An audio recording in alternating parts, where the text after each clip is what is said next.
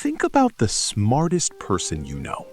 Maybe they are a brilliant engineer, a top-tier doctor, or an Ivy League graduate. Now ask yourself, are they also the wealthiest person you know?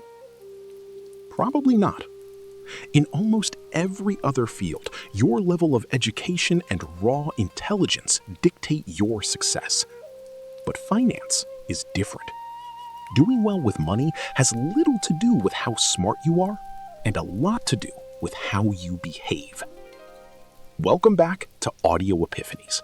Today, we are unraveling Morgan Housel's brilliant book, The Psychology of Money, to discover why financial success is not a hard science, but a soft skill. To prove that behavior beats brains, Housel tells the story of two very different men. The first is Richard Fusconi. Richard was everything you would expect a wealthy man to be. He was a Harvard-educated executive at Merrill Lynch, highly successful and deeply respected in the finance world. He borrowed heavily to expand a massive 18,000 square foot mansion. But when the 2008 financial crisis hit, Richard lost everything. He declared bankruptcy. The second man is Ronald Read. Ronald spent 25 years fixing cars at a gas station and swept floors at JCPenney for another 17 years. He bought a 2-bedroom house at age 38 and lived there the rest of his life. In 2014, Ronald died at age 92. And that's when his story made international headlines. This humble janitor had a net worth of $8 million. How did he do it? There was no lottery ticket, no massive inheritance. Ronald's patience out-earned Richard's brilliance. In finance, behavior is everything.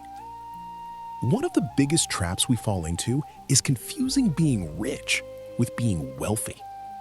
When you see someone driving a $100,000 Ferrari, what do you think? You probably think, wow, that guy is wealthy. But the only data point you actually have is that they have $100,000 less in the bank than they did before they bought the car. Or worse, they are $100,000 in debt. Being rich is visible. It's current income. It's the nice cars, the designer clothes, and the big houses. Wealth is hidden. Wealth is the money not spent. It's the cars not purchased, the diamonds not bought, and the first-class upgrades declined. Wealth is financial assets that haven't yet been converted into the stuff you see. It gives you options, flexibility, and freedom. The hardest financial skill is getting the goalpost to stop moving. It is easy to judge how other people spend their money. But Housel reminds us of a fundamental truth. No one is crazy. We all make decisions based on our own unique experiences. A person who grew up in extreme poverty in a developing nation views risk entirely differently than the child of a wealthy banker in New York. A person who came of age during a booming stock market views investing differently than someone who tried to find their first job during a severe recession. Your personal experience with money makes up maybe 0.00000001% of what has happened in the world, but it makes up 80% of how you think the world works. When you realize this, you stop trying to find a perfect, universal financial formula, and you start building a strategy that simply lets you sleep peacefully at night. Finally, we cannot talk about wealth without talking about Warren Buffett.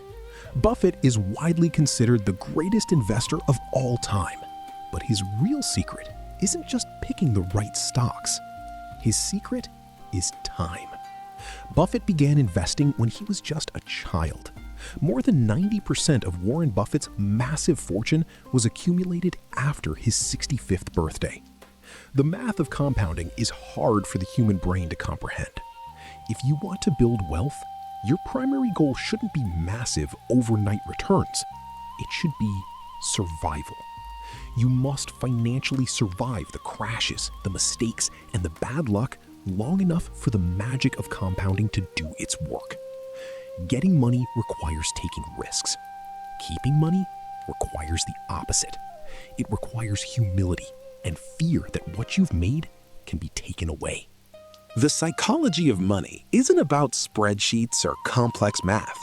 It's about taming your ego, understanding your own history, and realizing that the highest dividend money pays is the ability to control your own time. Which of these money mindsets resonated with you the most? Are you focusing on being rich or being wealthy? Let us know in the comments below. If this summary shifted your perspective, please hit that like button and subscribe to Audio Epiphanies. We'll see you in the next chapter.